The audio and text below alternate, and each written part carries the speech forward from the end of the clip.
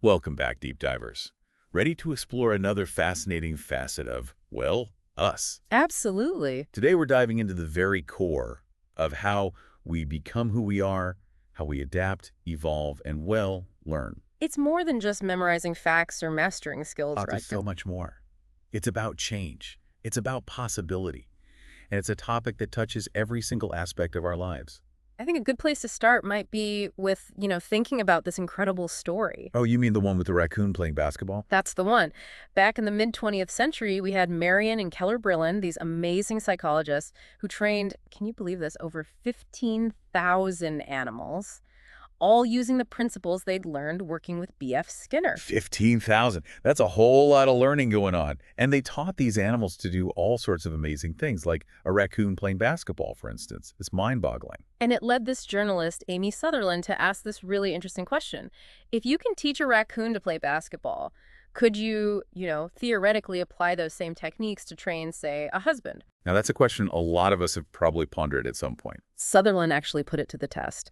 She used this technique called shaping, we'll get into that later, to try and nudge her husband towards, let's say, more desirable behaviors.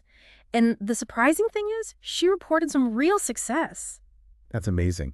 It really highlights the idea that learning is fundamentally about adaptability. Yeah. We're constantly picking up new ways of behaving to navigate the world around us, whether we're raccoons or humans. Exactly. And that adaptability is really a source of optimism.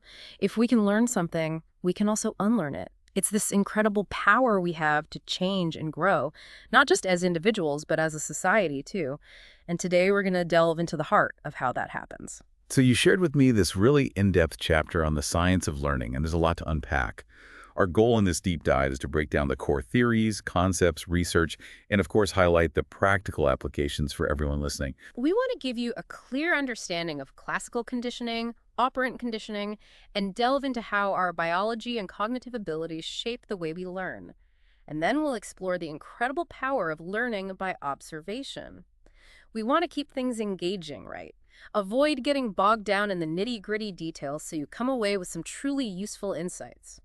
So before we jump into all these fascinating forms of learning, let's start with the basics. What exactly is learning in its simplest form? At its core, learning is how we gain new information or behavior, stuff that sticks with us through experience. It's how we adapt and adjust to this ever-changing world around us. And a fundamental way we do this is by noticing connections, what we call associative learning. Our brains naturally link events that happen in sequence. Like, I always think of that feeling when you smell freshly baked bread and immediately, you anticipate that delicious taste. Right. Or hearing a particular song and instantly being transported back to a specific memory. Right. These associations become so deeply embedded they can even influence us without our conscious awareness. I remember reading about this study where people grading essays with a red pen, that color we associate with mistakes, actually found more errors and gave harsher scores. It's fascinating how these subtle cues can shape our perceptions and judgments without us even realizing it. Remember that study about voting locations? People were more likely to support education funding if they voted at a school. It's amazing how these unconscious associations are working in the background all the time. And when these pairings happen repeatedly, they can become habits, those automatic behaviors we do without even thinking. Exactly. Think about your morning routine, brushing your teeth, making coffee, the way you drive to work. You do them so consistently they become second nature. Research suggests it takes about 66 days, on average, for a new behavior to solidify into a habit. 66 days. That's a good number to keep in mind for anyone trying to build a new habit. And these associations are so fundamental that even simple creatures demonstrate them. You mentioned the sea slug, Aplysia. Yeah. Aplysia is a great example of associative learning in action. If you squirt water on its siphon, it instinctively withdraws its gill. But if you keep doing that without any other stimulus, the response weakens. But then, pair that water squirt with a mild electric shock, and suddenly the withdrawal becomes much stronger. The slug has learned to associate the water squirt with the unpleasant shock. So it's about linking events that happen close together in time. This brings us to the concept of conditioning. Right. Conditioning is essentially the process of learning those associations. We talk about two main types: classical conditioning and operant conditioning. Classical conditioning, that's all about associating two stimuli and anticipating events, right? Like we see lightning, we brace ourselves for thunder. It's that automatic, involuntary response. Exactly, it's respondent behavior. Now, operant conditioning, that's about our actions and the consequences that follow. We're more likely to repeat things that lead to good outcomes and avoid those with negative consequences. It's our voluntary actions, those that operate on the environment, that matter here. And interestingly, both types of conditioning can happen together in real-world situations. Remember that example you mentioned, the cattle rancher in Japan using electronic pagers? Oh, that's a classic one. The rancher trained his cattle to associate the pager beep with the arrival of food. That's classical conditioning. But the cattle also learned that walking towards the feeding trough resulted in getting to eat. That's operant conditioning. Smart rancher. So besides these two main types, are there other forms of learning? There's also cognitive learning, which is about acquiring mental information that guides our actions, and observational learning, which is a form of cognitive learning where we learn by watching others. But let's delve into classical conditioning first. We have to talk about Ivan Pavlov, a name synonymous with learning. Pavlov, the dog whisperer. His experiments are legendary. But what was his background? So Pavlov, he started out as a physiologist in Russia in the mid-1800s. He was actually focused on the digestive system, super meticulous research that earned him the first Nobel Prize ever given to a Russian scientist.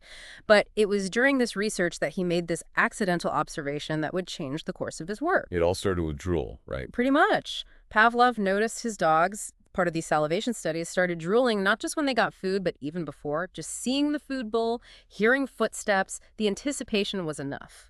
At first, he thought it was a nuisance, but then he realized this is a fundamental form of learning. It's the ability to predict what's coming based on learned associations. True aha moment. So how did he go from this observation to a more controlled experiment? Pavlov and his team got serious about this. They set up a controlled lab, isolated the dogs, measured their saliva precisely. They introduced these neutral stimuli, things the dog wouldn't normally associate with food, like a specific sound, just before giving the food. And the big question was, would the dog start drooling just to that sound, anticipating the food? Exactly. In one of his most famous experiments, he used a tone, sounded it right before giving the dog food, and guess what?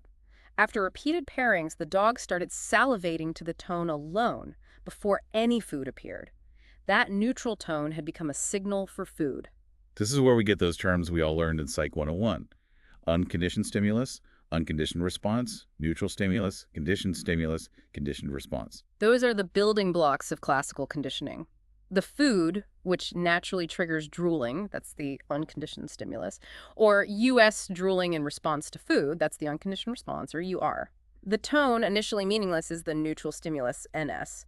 After being paired with food, it becomes a conditioned stimulus, CS, and the drooling now triggered by the tone alone is the conditioned response, CR. Remember, conditioned just means learned, unconditioned means unlearned or automatic. So Pavlov's experiment, seemingly simple, uncovered this profound learning process. But his work didn't stop there, right? He explored different aspects of this conditioning process. Oh yeah, his lab spent decades meticulously studying acquisition, extinction, spontaneous recovery, generalization, and discrimination. Let's start with acquisition. That's the initial learning phase, right? Yeah. How do those associations actually form? So timing is crucial. They found that a very short delay, about half a second, between the neutral stimulus and the unconditioned stimulus was most effective. If the food came before the tone, the learning was much weaker. It shows how classical conditioning helps us prepare for what's coming. The signal needs to come before the event to be useful. Makes sense. The cue has to predict what's going to happen. You mentioned an interesting example with Japanese quail. Oh yeah, those quail. They paired a red light with the introduction of a female quail ready to mate. Eventually, that red light alone started triggering the male's mating behaviors. They even put the part of their cage associated with the red light and mated quicker when the female appeared. It shows how a conditioned stimulus can signal biologically significant events. Learning leading to, well, anticipation. And this goes beyond just basic drives. We even see it with human responses to more subtle cues.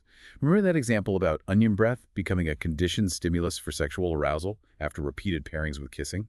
That one always gets a reaction. It shows how a seemingly neutral sensory cue can get linked to a powerful unconditioned stimulus, and then bam, it triggers a conditioned response. This can even happen indirectly through higher order conditioning. Higher order conditioning, how does that work? It's when a new neutral stimulus becomes a conditioned stimulus just by being linked to an existing conditioned stimulus, even without direct pairing with the original unconditioned stimulus. Like, imagine the tone paired with food now makes the dog drool. Then you pair a light with the tone, showing the light just before the tone. Eventually, the light itself might trigger drooling, even though it was never paired with the food directly. So it's like building a chain of associations. Like maybe someone feels anxious hearing a particular car engine because it reminds them of a scary accident they witnessed. Exactly. It shows how complex our learned associations can become. But what happens if we keep presenting that conditioned stimulus without the unconditioned stimulus? That's where extinction comes in. So the dog keeps hearing the tone, but no food ever appears. What happens then? The conditioned response, the drooling, gradually weakens and disappears. That's extinction. But Pavlov discovered this interesting phenomenon called spontaneous recovery. Spontaneous recovery. Does the response just randomly come back? Not completely out of the blue. After a break, like a few hours after the response has been extinguished, if you present the tone again, the drooling might reappear, but usually weaker. It shows extinction doesn't erase the learning completely, it just suppresses it. Like it's lurking in the background, waiting for the right cue to reappear. But sometimes we respond to things similar to the conditioned stimulus. That's generalization, right? Exactly. Generalization is when we respond to stimuli that resemble the conditioned stimulus. Like Pavlov's dogs, conditioned to drool to a specific tone, might also drool a little to similar tones. A dog that drools when rubbed might also drool a little when scratched. It can be helpful for survival. Like a child afraid of a barking dog might become cautious around other loud, unfamiliar sounds. But it can also lead to less helpful responses, right? Like the Argentine writer who developed a fear of black shoes after a traumatic experience involving people wearing them. That's a powerful example of how generalized fear can develop. Studies with abused children show they often have stronger brainwave responses to angry faces, showing a heightened sensitivity to threat. Even disgust can generalize. Remember that example of fudge shaped like poop? Ugh, yes. Even knowing it's just fudge, that visual similarity can still trigger a feeling of disgust. So we respond to similar things, but we also have the ability to tell the difference. That's discrimination. Right. Discrimination is the learned ability to distinguish between the conditioned stimulus, the one that reliably predicts the unconditioned stimulus, and other irrelevant stimuli. Pavlov's dogs learn to drool to the specific tone paired with food, but not other tones. It's crucial for survival. You might get scared by a snarling dog, but not a friendly guide dog, even though both are dogs. We've covered the basics of classical conditioning. Pavlov's work was groundbreaking. Why is it still so important today? Pavlov's legacy is huge. First, he showed that classical conditioning, this basic form of learning, is universal across organisms, from simple creatures to us. It's how we adapt to our environment. Second, he showed how to study learning scientifically. By focusing on measurable behaviors like drooling, he made it possible to study learning objectively. So he created a scientific framework for understanding how we learn. And beyond the lab, his discoveries have real-world applications, right? Absolutely. Think about drug cravings. Environmental cues associated with drug use can become conditioned stimuli, triggering those intense urges. Same with food cravings. Just seeing a tempting food can trigger a conditioned desire. Even our immune responses are affected by classical conditioning.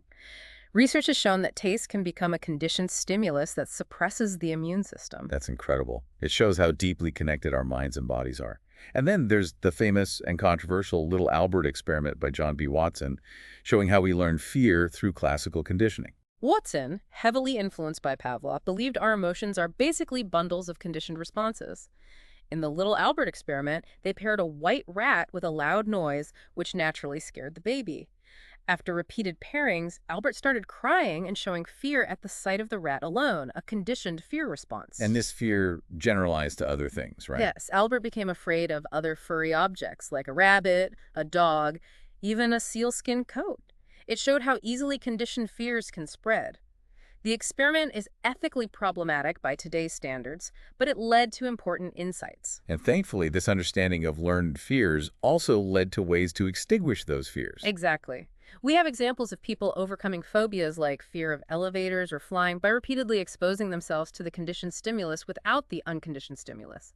This is the basis of many therapies used to treat anxiety disorders. So classical conditioning is all about learning to anticipate events through associations between stimuli. Now let's talk about operant conditioning, where we learn from the consequences of our actions. What's the key difference between the two?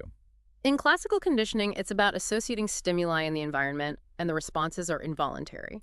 In operant conditioning, we learn by associating our voluntary actions with their consequences. So learning through rewards and punishments. And the big name in operant conditioning is B.F. Skinner, right? What's his story? Skinner, born in the early 1900s, actually started in literature, then got fascinated by behaviorism and became a psychologist. He's one of the most influential and debated figures in the field. He argued that behavior is shaped mainly by its consequences. His work builds on Edward Thorndike's law of effect. What's the law of effect? Thorndike, working with cats in puzzle boxes, found that behaviors followed by good things are more likely to be repeated, while those followed by bad things are less likely. Skinner took this idea and developed more sophisticated methods to study it. This is where the famous Skinner box comes in, right? What was its purpose?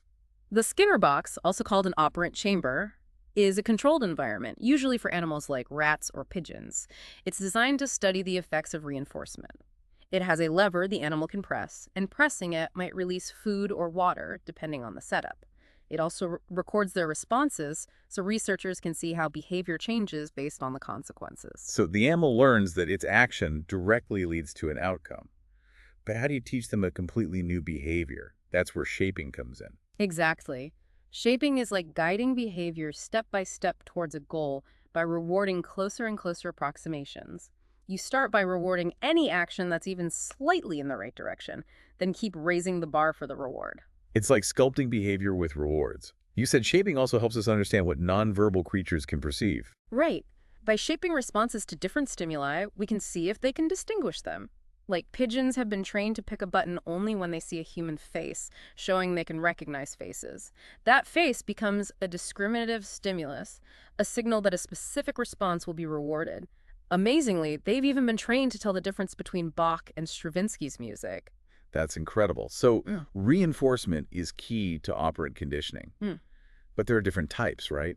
Positive and negative, which can be confusing. Yeah, the terminology can trip people up. Positive reinforcement is strengthening a behavior by giving something good, like a treat for a dog sitting or a paycheck for working. Negative reinforcement is also strengthening a behavior, but by removing something bad, like taking aspirin for a headache or fastening your seatbelt to stop the annoying chime. It's about relief, which makes you more likely to repeat the behavior. It's important to remember. Negative reinforcement is not punishment. Punishment is about decreasing a behavior, while negative reinforcement is about increasing a behavior by taking away something unpleasant. That's a crucial distinction. Negative reinforcement gives relief. Punishment tries to stop a behavior. Yeah. You also mentioned primary and conditioned reinforcers. Right. Primary reinforcers are inherently rewarding. Things like food when hungry, water when thirsty, relief from pain, no learning needed.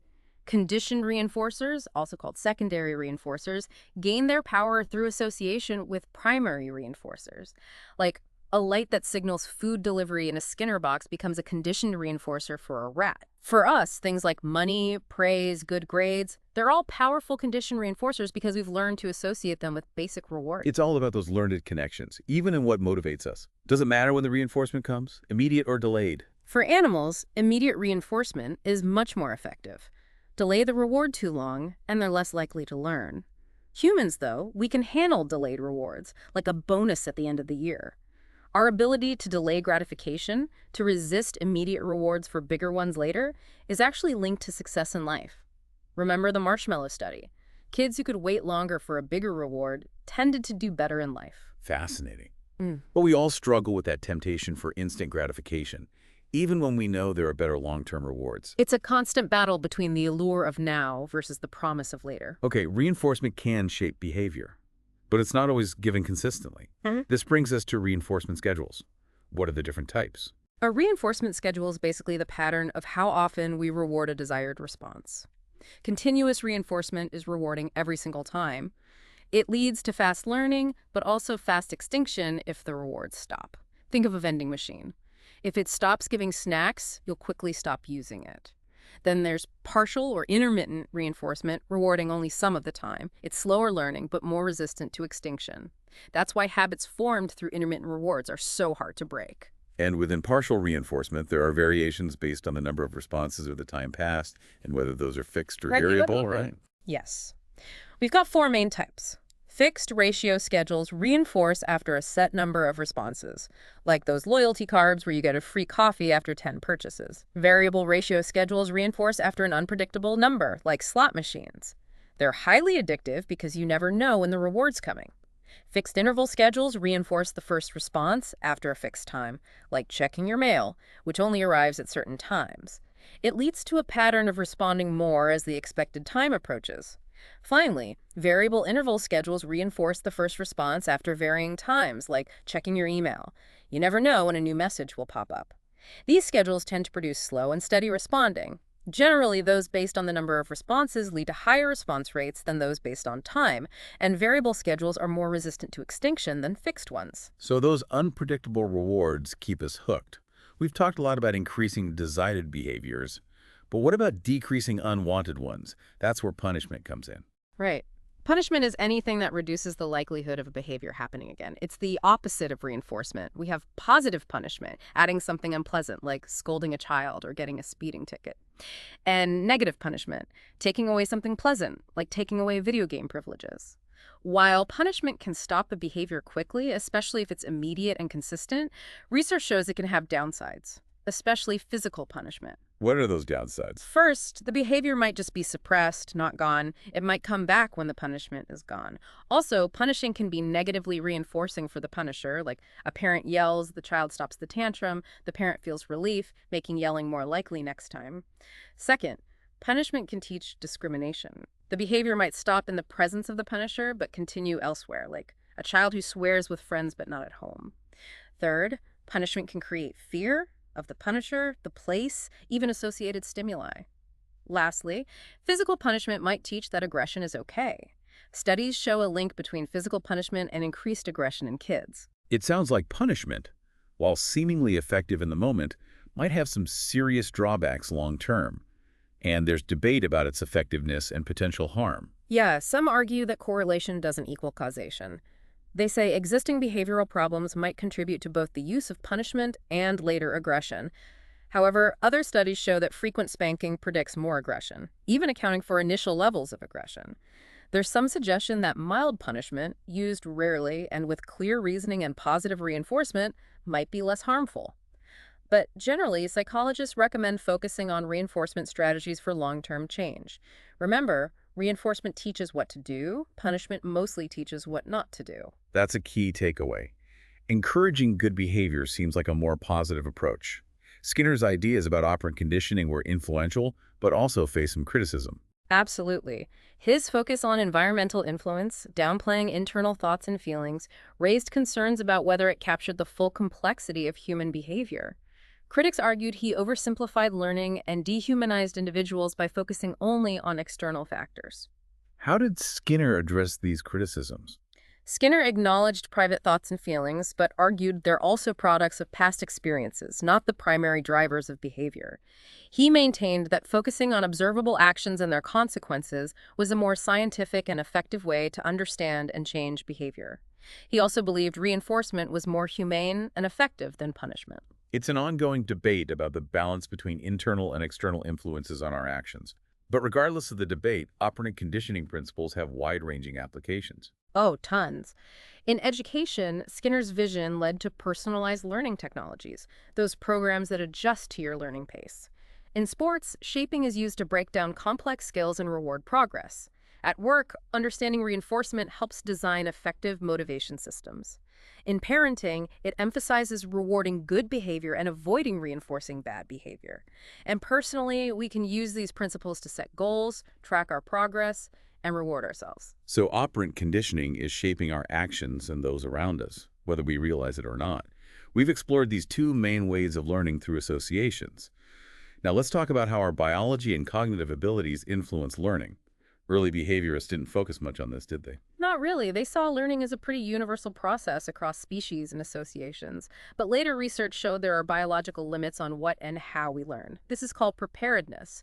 It means we're biologically predisposed to learn certain associations more easily, especially those that helped us survive throughout evolution. So our genes and evolutionary past shape what we're wired to learn quickly. Exactly. John Garcia's research on taste aversion with Robert Culling showed this clearly. Rats easily learned to associate a specific taste with nausea, even if it happened hours later. But they struggled to associate that same taste with a shock or a visual or auditory cue with nausea. This challenged the idea that any neutral stimulus could be associated with any unconditioned response. But it makes sense for rats, who rely on taste for survival. This learned avoidance of a taste linked to illness is called taste aversion. It's all about survival. Avoiding foods that made you sick is key to staying alive. And this preparedness goes beyond taste, right? Yeah, humans tend to learn fear of snakes and spiders faster than fear of flowers, likely due to our evolutionary history. Birds, who rely on sight for finding food, tend to develop aversions to the sight of bad food rather than the taste. Garcia's work was initially controversial, but it's now well accepted and even used in wildlife management, like creating taste aversions in coyotes to stop them preying on sheep, or helping cancer patients manage nausea by minimizing exposure to certain sensory cues during chemo. Our biology sets limits on what we easily learn through classical conditioning. What about operant conditioning? Are there biological constraints there too? Definitely. While you can't teach an old dog new tricks isn't entirely true, there are predispositions that affect what's easy to learn through reinforcement. We learn behaviors aligned with our species' natural actions more easily. You can easily teach a raccoon to wash its food, but teaching it to stand still for a long time would be really hard. The Brelins, who trained tons of animals, encountered this phenomenon called instinctive drift. Instinctive drift. What's that? It's when learned behaviors drift back to instinctive patterns, even after being reinforced. Like, they tried teaching pigs to carry wooden dollars to a piggy bank. The pigs learned it initially, but then started rooting the coins with their snouts, reverting to their natural behavior. Instincts can override learned behaviors. So even with reinforcement, our biology pushes back. Yeah. Now let's talk about cognition, our thinking and mental processes, and how they affect learning. Early behaviorists weren't big on this, were they? Not really. They focused on observable behaviors and responses, seeing learning as automatic association formation without much conscious thought. But later research showed that things like attention, expectations, and understanding matter. Rescorla and Wagner showed that in classical conditioning, predictability matters. Animals learn an expectancy and awareness of how likely the unconditioned stimulus is to follow the conditioned stimulus. So it's not just what happens, but what the animal learns will happen. And cognition also plays a role in how we develop likes and dislikes through classical conditioning, right? Absolutely. Studies show that pairing things like cartoon characters with positive or negative words can shape our attitudes towards them. These conditioned preferences are stronger when we're aware of the associations. This is why some therapies based on classical conditioning, like aversion therapy for alcoholism, aren't always effective long-term if they don't address conscious awareness and understanding. So our thoughts and awareness matter, even in seemingly automatic learning. What about operant conditioning? Skinner acknowledged internal events, but didn't think they were crucial for explaining behavior. True. He focused on behavior-consequence relationships. But there's evidence that cognition matters here too. Like, animals on fixed interval schedules often respond more as reward time nears, suggesting they have a sense of time and expectation. And then there's latent learning, highlighting the importance of cognitive maps and mental representations. Yes. Tolman's work with rats in mazes showed that learning can happen even without explicit reward. Rats exploring a maze without reward still developed a cognitive map, a mental picture of the maze. When food was introduced at the end, these rats found it just as fast as those rewarded from the start. This means learning can be hidden, only showing up when there's motivation. So we're not just passively responding to rewards and punishments, we're actively making sense of the world, building mental models. Exactly. And this also highlights that rewards can sometimes backfire. Promising rewards for things we already enjoy can actually decrease our intrinsic motivation, the joy of doing it for its own sake. It's the difference between doing something because you love it versus doing it for the reward. So focusing on the inherent joy of learning rather than just the grade can be more beneficial in the long run. Right. And studies show that people who find meaning in their work tend to perform better and even earn more. It's not that extrinsic rewards like bonuses aren't useful, but focusing on intrinsic motivation can lead to better outcomes overall. It's about finding that balance. Now let's move on to observational learning, learning by watching others. This is different from learning through direct experience, right? Yes. It's about learning without having to go through trial and error ourselves. We learn by observing and imitating others, a process called modeling. Bandura's Bobo doll experiment is a classic example. Remind us what happened in that experiment. Kids watched adults interacting with a Bobo doll, an inflatable clown toy. Some adults were aggressive, hitting and yelling at the doll. Other adults were non-aggressive. Later, the kids were left alone with the doll. Those who'd seen aggressive behavior were more likely to imitate it. Not just the actions, but even the specific words and phrases. It's a powerful demonstration of how we learn through observation, especially from those we see as role models. And it goes beyond just mimicking actions. We learn to anticipate consequences through observation, what's called vicarious reinforcement or punishment. We see someone else get rewarded or punished, and we adjust our own behavior accordingly. We're also more likely to imitate those we perceive as similar to us, successful or admirable. So the people we surround ourselves with, the media we consume, they all have a huge impact on our learning. Absolutely. And it's not just about preventing negative behaviors. We can also learn pro-social behaviors, positive and helpful actions through observation.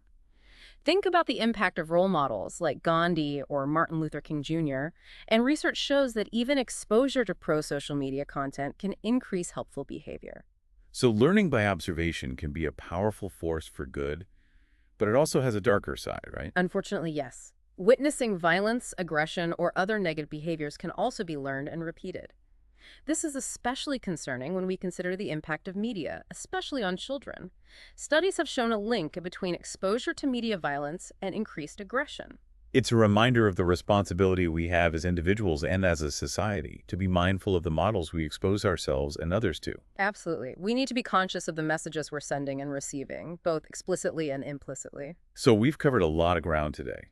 From classical and operant conditioning to biological and cognitive influences and the power of observation, learning is this incredibly complex and multifaceted process that shapes who we are. And it's a lifelong journey. We never stop learning and adapting. And that's actually a hopeful thought. It means we have the potential to change, grow, and improve throughout our lives. Exactly. We can unlearn unhelpful habits, replace them with positive ones, and continue to evolve. It's empowering to realize that we're not just products of our past experiences, but active participants in shaping our own future. And to wrap up our deep dive today, I want to leave you with a final thought. We've talked about how powerful observational learning is, and how much we're influenced by the models we see around us. So the question to ponder is this: what kind of models are we providing for others, and how can we become more conscious of the messages we're sending through our own actions and behaviors? It's something to reflect on as we continue to learn and grow together. That's a great point to end on. Thank you for joining us on this deep dive into the fascinating world of learning. Until next time, keep those brains engaged and keep on learning. Thanks for having me. It's been a great discussion. And to our listeners, keep exploring, keep questioning, and most importantly, keep learning. See you next time. Bye for now.